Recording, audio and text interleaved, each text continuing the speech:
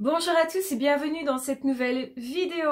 Aujourd'hui, nous allons parler du fait de poursuivre ses objectifs, ou plus exactement, qu'est-ce qu'il se passerait si systématiquement on abandonnait nos projets au premier obstacle.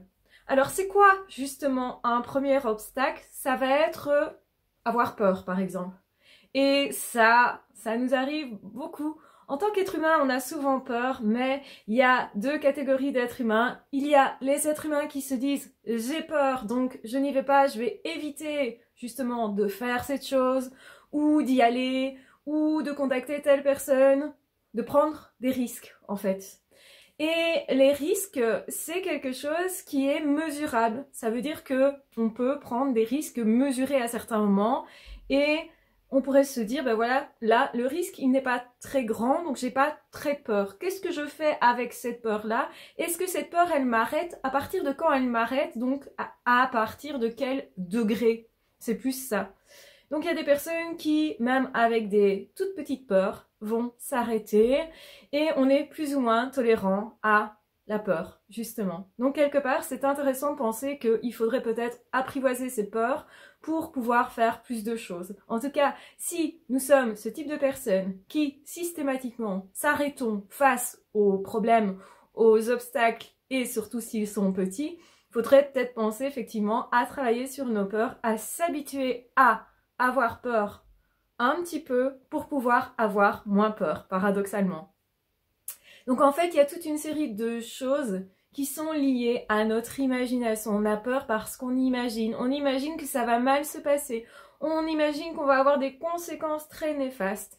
Et c'est peut-être aussi parce qu'on a vécu des choses compliquées dans le passé qu'on imagine que ça ne peut pas fonctionner pour notre futur.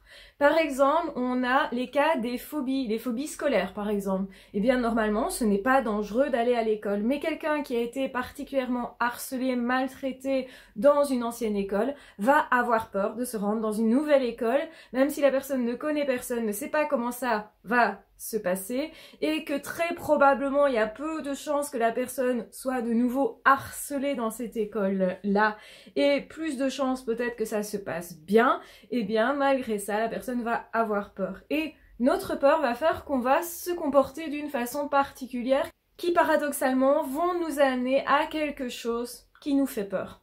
Et c'est ça le problème, c'est que ça nous bloque, ça nous empêche de nous épanouir. Donc ça, ce sont des peurs qui sont irréalistes, on va dire, qui sont liées à notre imaginaire. Donc oui, nous avons tous un passé, nous avons tous une mémoire, et nous avons tous plus ou moins peur. Nous avons tous aussi appris certaines réactions. On a parlé un petit peu des borderline. Les borderline ont facilement peur. Pour nous qui ne sommes pas borderline, ces personnes-là ont peur de petites choses, de choses qui sont même parfois imperceptibles pour une autre personne. Et donc ça veut dire que ces personnes-là vont s'arrêter parce qu'ils anticipent quelque chose.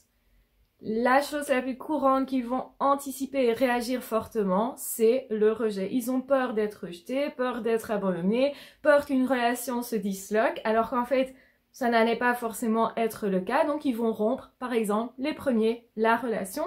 Et de cette façon-là, ils vont s'empêcher effectivement de ressentir de la peur, peur d'être abandonnés, etc., qui est plutôt de l'angoisse. Mais en même temps, ils s'empêchent finalement de vivre des expériences intéressantes et de savoir ce qu'il se serait passé ensuite.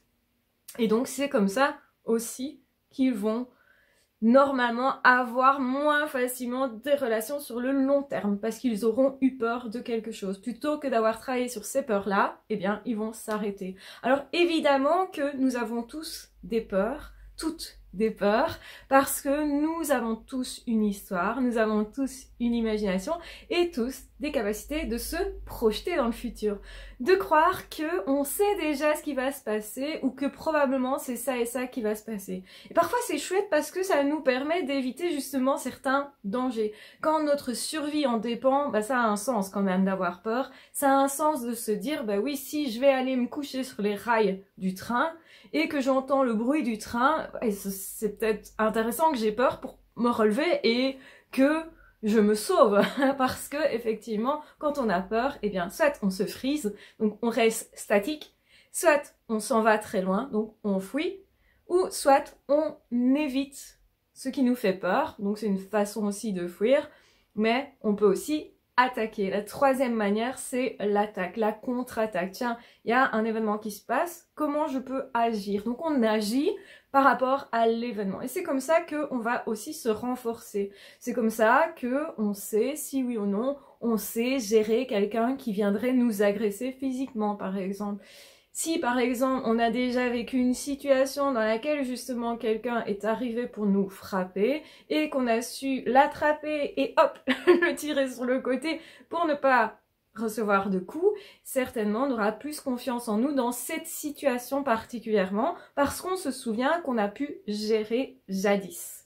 Et donc, évidemment, que plus une situation qui nous fait peur se répète de façon à pouvoir se dénouer, donc plus on trouve de moyens d'action, moins on est stressé, moins on arrive à agir et plus on est stressé. Donc si on ne sait ni fuir ni attaquer, on va se friser et donc on va être potentiellement plus stressé, surtout si ça s'est mal passé dans le passé. Si régulièrement on a été souvent rejeté, trompé, trahi, eh bien on aura peur peut-être de ces situations-là parce qu'on ne sait pas trop quoi faire, des sentiments de l'après, donc on n'a peut-être pas su faire notre deuil, d'où l'importance de faire des deuils jusqu'au bout, de faire nos deuils jusqu'au bout.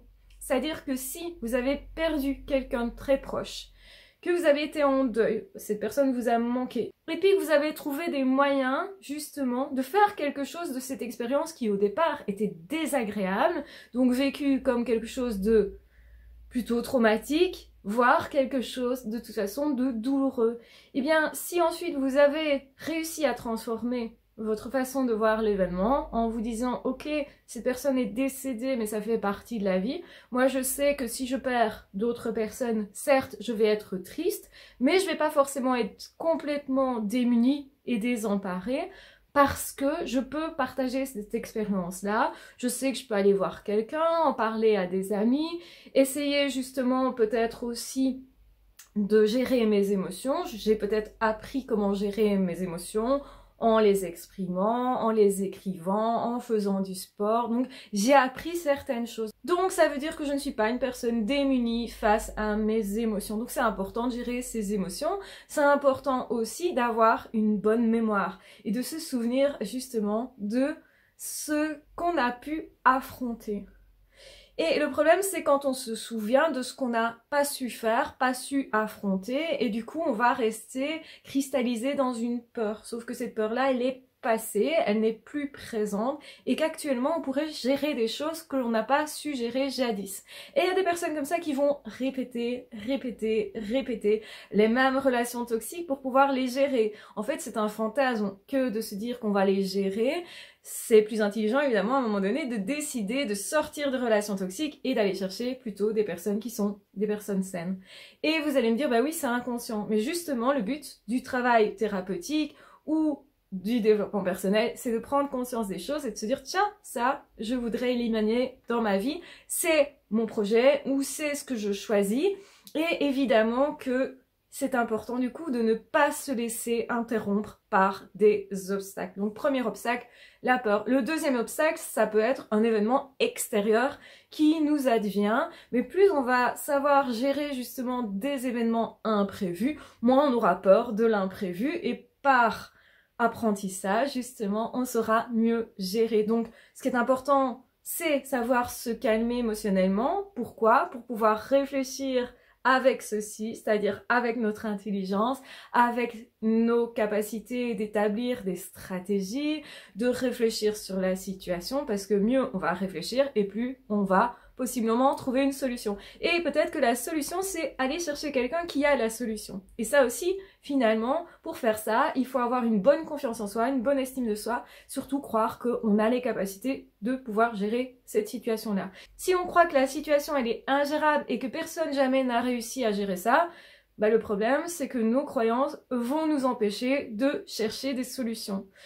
plus on va se dire, ok, c'est une situation que d'autres personnes sont parvenues à gérer, et bien plus on saura qu'il y a des solutions et plus on va chercher pour en trouver. Donc ça dépend de ce qu'on croit aussi, comment on se positionne face aux obstacles. Il y a des personnes qui justement, systématiquement, vont parvenir plus facilement à dépasser des obstacles, donc finalement vont avoir des réussites dans leur vie, parce qu'ils ne se laissent pas interrompre, arrêter, et surtout désarçonner. Ils ne se disent pas l'obstacle est tout puissant. Quand on se dit moi de toute façon je suis nul, je ne suis pas intelligent, eh bien probablement on va moins facilement trouver des solutions justement à nos problèmes. Et parfois justement découvrir qu'on est au potentiel, c'est se donner la chance d'enfin trouver des solutions à sa vie. On se dit comme je suis intelligent, je devrais trouver. Évidemment, le problème, ce serait aussi de toujours chercher à résoudre tous des problèmes qui ne sont pas les nôtres et donc de s'entourer de personnes qui seraient des personnes à problème. Donc des relations possiblement pas saines pour nous. Et certaines personnes font ça effectivement. Donc parfois, les hauts potentiels sont intéressés par résoudre des problèmes qui sont des problèmes compliqués. Donc il faut faire la part des choses et se dire ok, est-ce que je suis face à un problème insoluble? Non, ok. Est-ce que j'utilise mes forces et mon intelligence à bon escient? Donc c'est-à-dire est-ce que j'essaye de résoudre quelque chose qui dépend de moi? Parce que si c'est une situation qui dépend d'une autre personne, le fait que je donne une solution à l'autre personne ou plusieurs solutions, plusieurs possibles, et que l'autre ne l'applique pas, eh bien ne dépend plus de moi. Donc je ne dois pas prendre des responsabilités où j'en ai pas, et même si j'ai les solutions. Et parfois c'est compliqué justement quand on a trouvé intellectuellement des solutions pour quelqu'un et que cette personne ne veut pas appliquer, ne veut pas changer sa situation. Il y a des personnes qui sont tellement habituées à quelque chose qu'ils ne veulent pas sortir de ça. Et c'est très compliqué pour tout le monde de changer ses habitudes. On a tous des résistances à changer quelque chose qui nous est familier. Ça, c'est quelque chose de, je vais dire, qui fait partie de nous en tant qu'être humain, en tant que fonctionnement humain. Donc on est tous comme ça et c'est tout à fait normal. Donc l'intelligence, c'est intéressant de savoir qu'on l'a quand justement on est face à des obstacles. Et si on croit en notre intelligence, en nos capacités, on aura plus tendance à aller chercher des solutions, du coup à en trouver, du coup à dépasser les obstacles, du coup à avoir plus confiance en nous et du coup à ouvrir les portes pour plein de réalisations dans sa vie. Donc ne pas se laisser arrêter par des obstacles, c'est super important. Pensez à toutes les personnes qui, un jour ou l'autre, ont été en couple et puis la personne les a quittés, les a trahis peut-être, ou a fait en tout cas en sorte que le couple n'existe plus. Donc, si les personnes avaient tendance à s'arrêter au premier obstacle, eh bien, nous aurions probablement sur Terre très peu de personnes en couple, par exemple. Donc ça veut dire que dans la vie, on rencontre toujours des obstacles. Et notre capacité justement à nous dire « je veux les dépasser, je vais chercher », ça ne me fait pas trop peur parce que les obstacles, ils peuvent être extérieurs et en fonction d'une situation, on va avoir très peur, pas très peur, etc. Donc travailler sur sa capacité de maintenir un objectif est aussi important justement pour dépasser un obstacle. Parce que si on rencontre un obstacle, mais qu'en réalité, c'était pas si important que ça, eh ben en fait, peut-être que ça a un sens de ne pas dépasser cet obstacle-là, de ne pas faire du développement personnel parce que ça ne nous correspond pas. Ce serait de l'énergie gâchée quelque part. Et ce qui est important aussi, c'est de se dire que face à un obstacle, parfois effectivement, on rencontre un obstacle et il n'y a pas vraiment de solution. Ou en tout cas, on n'en trouve pas. Ou c'est trop complexe pour mettre des solutions en pratique. Donc, on reste bloqué. Ça nous arrive aussi. Et effectivement, dans ce cas-là, il faut penser alors peut-être à changer la forme. Non pas l'objectif en tant que tel, l'objectif il reste le même, le rêve il reste le même, mais on va chercher d'autres moyens de faire. Par exemple, si on est sur un chemin et tout d'un coup on s'arrête parce que sur le chemin, effectivement il y a des arbres qui sont tombés, etc. Impossible de passer par là, qu'est-ce qu'on va faire? On va prendre une autre route. Mais notre destination, elle est toujours la même, notre objectif est toujours le même. Donc on va prendre une autre façon de faire. Peut-être que justement on voulait engager quelqu'un et puis ça ne se passe pas bien avec cette personne-là, ben on va virer cette personne et prendre une autre personne. On change la forme, on change le comment je dois faire pour résoudre ce problème-là. Parce qu'il y a plein de manières de faire. Donc on ne doit pas se cantonner toujours qu'à une façon de faire. Et comme je l'ai expliqué tantôt, le fait d'avoir été en couple avec quelqu'un, ça n'a pas fonctionné avec cette personne-là, eh bien on va simplement changer de personne, mais sans forcément se remettre en question, soit en tout cas en tant que valeur, on garde sa valeur, on se dit ok, j'étais peut-être pas adaptée à cette personne-là, ou cette personne-là n'était pas adaptée à moi, ce qui revient au même, hein. Et donc par mon raisonnement, je vois quelles erreurs j'ai pu faire, et pourquoi peut-être je me suis retrouvée dans cette situation. Peut-être que je me suis laissée choisir, que j'ai rien choisi moi. Peut-être qu'il y a des choses que je n'avais pas comme données, que je n'ai pas vues. Peut-être que maintenant, je pourrais réussir parce que j'ai des outils maintenant que je pourrais utiliser dans cette situation-là. Peut-être que maintenant, je gère mieux mes émotions qu'à l'époque. Peut-être qu'à l'époque, je manquais de confiance en moi. Dans ce cas-là, forcément, j'avais tendance à me critiquer, etc. Et l'autre ne voyait pas vraiment qui j'étais. Bref, il y a plein de façons de transformer ces expériences et d'en faire des leçons de vie, en tout cas, tant que justement on ne se laisse pas ennuyer par les obstacles, tant que justement on regarde l'obstacle, on l'analyse pour se dire ok, pourquoi il est là celui-là, qu'est-ce que je peux faire par rapport à ça, qu'est-ce que je peux apprendre. Et je pense sincèrement que la vie, c'est résoudre des problèmes, donc c'est dépasser des obstacles, c'est chercher des solutions, c'est se challenger soi et se dire ok, plus je vais garder confiance en mes capacités, plus je vais me faire confiance, plus je vais faire confiance aux autres aussi.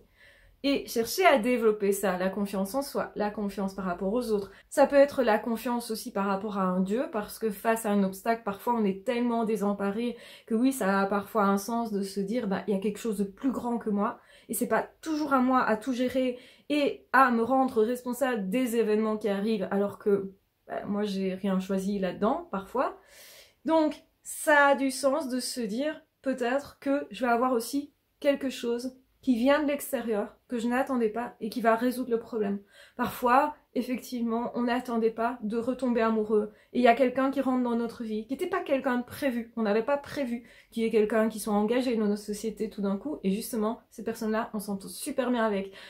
On n'avait pas prévu tout d'un coup de justement tomber nez à nez avec quelqu'un en faisant ses courses et de retrouver une personne qu'on n'avait plus vue depuis X temps, on ne pensait pas à cette personne et cette personne justement travaille dans un domaine qui pourrait nous aider. Et donc du coup on trouve des solutions un petit peu comme si l'univers nous les envoyait et parfois c'est ce qui se passe et donc attention, ne raisonnez pas que avec votre cerveau et dites-vous ok, il y a aussi la vie qui va œuvrer parfois justement pour défaire, débloquer des situations. Donc si j'ai confiance en la vie, je m'apporte en tout cas l'assurance de pouvoir moi réfléchir le mieux possible pour rester justement observateur de tout ce qui se passe et pour aller plus facilement saisir les occasions. Donc les personnes qui justement dépassent beaucoup plus d'obstacles dans leur vie et donc finalement qui arrivent plus facilement à leurs objectifs sont des personnes qui ont cette capacité de rester stable, de stabiliser les émotions, de ne pas s'emballer dans tous les sens, de ne pas devenir anxieux, de ne pas faire n'importe quoi, d'être justement en train de se respecter. Donc c'est pas parce que j'ai peur que tout d'un coup, c'est pas parce que tout d'un coup j'ai un obstacle que je vais me mettre justement peut-être à me maltraiter moi, à maltraiter mon corps, à commencer à me flageller, à me parler mal. Parce que le temps que je fais ça, évidemment, je suis pas en train de chercher une solution. Donc, j'ai plus de chances de trouver des solutions quand justement je me respecte, je reste calme, je reste alerte, je me dis ok, qu'est-ce que je peux faire, qu'est-ce qui est possible et je commence à réfléchir, donc je me mets en action à ce niveau-là, je me dis ok, je me fais confiance, je peux trouver des solutions et la vie peut m'en apporter et les autres aussi peut-être ont des solutions. Donc je vais plus facilement aller poser des questions, peut-être que j'ai un problème financier, je vais aller voir un banquier, je vais aller voir un ami, je vais aller trouver des personnes, est-ce que tu as déjà connu ce problème ? Comment t'as fait pour le résoudre? Alors c'est pas forcément que je vais utiliser le même principe, mais rien que le fait de savoir qu'il y a des solutions, ça va déjà me calmer aussi au niveau de mes émotions. Donc c'est super important de savoir gérer ses émotions, de savoir avoir confiance en soi, de savoir avoir confiance aux autres aussi, et savoir avoir confiance en la vie. Ce sont vraiment des capacités qui vont nous aider grandement dans la vie. Et surtout, si on veut réaliser de grandes choses. Donc plus on va avoir envie de se réaliser dans la vie, plus on a des exigences quand même assez hautes avec soi. et avec les autres ou avec la vie, et plus justement on a intérêt à savoir apprendre à dépasser les obstacles. J'ai bien dit apprendre parce que c'est un apprentissage. Beaucoup de personnes pensent que soit on est comme ça, soit on est comme ça. Soit on sait gérer ses émotions, soit on ne sait pas. Soit on sait faire confiance aux autres, soit on ne sait pas. Soit on sait se faire confiance, soit on ne sait pas. Moi, j'étais la personne incapable de faire confiance à moi-même, premièrement. Donc j'avais vraiment une mauvaise estime de moi. J'étais aussi dans l'incapacité de faire confiance aux autres. J'avais vraiment du mal à faire confiance. Je me méfiais constamment. J'avais l'impression, justement, que les autres, je voyais pas pourquoi ils viendraient m'aider, en fait. Et comme j'avais pas cette réponse, je savais pas, en fait, qu'on pouvait prendre plaisir à aider les autres à ce moment-là. Je l'ai découvert plus après. Et bien, à ce moment-là, je me suis dit, pourquoi les autres me feraient du bien, me tendraient la main, en fait. Et donc, aussi, j'avais en moi beaucoup de peur et beaucoup d'obstacles finalement. J'avais peur d'à peu près tout, j'étais super timide, etc. Et en fait, ce qui se passe, c'est que j'ai pu transformer tout ça. Je suis plus du tout quelqu'un de timide, je parle facilement aux autres parce que je fais confiance facilement aux autres personnes et c'est lié au fait que je me fasse confiance à moi.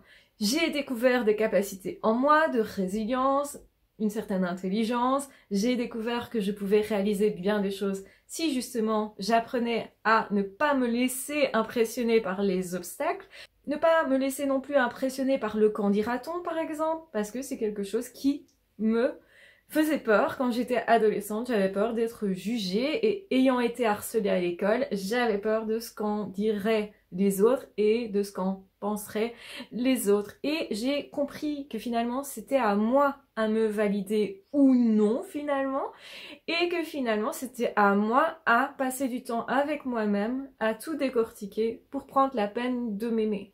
Ce qui fait que face aux obstacles, j'essaye de garder mon calme. Et j'ai appris à gérer mes émotions, déjà en les identifiant, en cherchant aussi des moyens pour calmer tout ça, calmer le mental, ou justement en utilisant mon mental pour comprendre mes émotions et pour justement pouvoir en faire quelque chose, pour trouver des solutions par rapport à ça. Donc j'ai vraiment passé beaucoup de temps à m'analyser, à me comprendre et à comprendre les autres.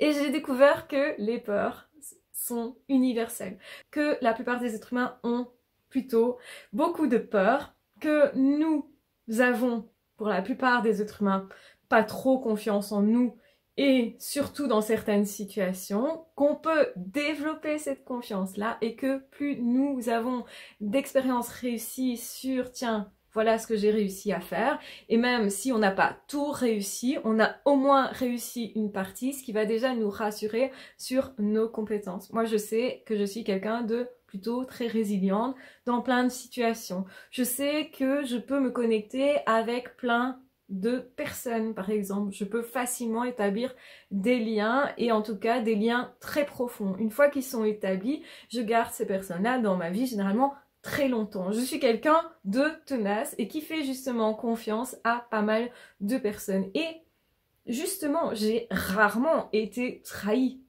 Alors qu'avant, j'étais harcelée à l'école. Alors qu'avant, j'avais l'impression de ne pas avoir un seul ami véritable à l'école. À certains moments, en tout cas, je me souviens que j'étais même en train de compter les personnes que je pouvais croiser qui me diraient simplement bonjour, tellement ma vie affective à ce moment-là me semblait être une catastrophe. Et puis j'ai développé ces capacités-là et j'ai compris que il y avait cette possibilité que moi, je sois beaucoup plus dans l'action aussi, parce qu'au début, j'étais beaucoup dans la réflexion et j'ai compris l'importance d'agir pour justement dépasser des obstacles, me faire plus confiance. Quelqu'un qui agit très peu, finalement, généralement, est plus timide, plus dans son coin et aura moins confiance en elle-même ou en lui-même. Pourquoi? Parce que justement, cette personne-là n'aura pas assez d'expérience dans sa mémoire pour se dire « Ok, je sais, je me souviens, je suis capable. » Et donc ça, c'est super important de se dire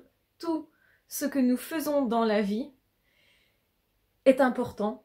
Toutes nos réussites doivent être gardées en mémoire ou doivent être notées quelque part. Parce que souvent, on oublie en plus qu'on a été capable dans certaines situations. On oublie ça, ce qui est fou finalement. Mais généralement, les choses qui ont été répétées régulièrement, on a confiance. On va les refaire automatiquement et on réussit des choses de façon automatique aujourd'hui, alors que dans le passé, il a fallu répéter et répéter et répéter cet entraînement-là pour y arriver. Pensez, quand vous avez commencé à aller en vélo, combien c'était difficile. Et maintenant, sûrement, vous savez faire. Donc, vous savez que vous savez et vous ne vous posez même plus de questions. Eh bien, pour plein de choses, vous avez fait ça. Et donc, vous pouvez encore faire ça aussi par rapport à certains obstacles qui vous font peur. Vous pouvez sélectionner ces obstacles-là et vous dire, ok, comment je fais face à ça? Et justement, quand je me retrouve face à un obstacle qui me fait peur, je me dis, plutôt que de prendre panique, eh bien, je vais me servir de cette expérience nouvelle pour affronter cette peur à nouveau, ou mieux encore, pour pouvoir justement avoir plus confiance en moi dans cette activité-là, dans ce domaine-là, ou par rapport à tel problème. Et donc, c'est important, effectivement, de savoir gérer ses émotions, de savoir dépasser les obstacles, et surtout, de ne pas se laisser impressionner par nos peurs, par les événements, et de pouvoir aussi changer notre point de vue pour trouver d'autres manières de faire, changer la forme de notre rêve, parce que finalement, nous pouvons réaliser vraiment beaucoup de choses si nous sommes capables de transformer ça. Je vous embrasse bien fort, je vous aime très fort, prenez bien soin de vous et on se retrouvera très vite dans d'autres audios ou dans d'autres vidéos. Ah, ciao, bye bye!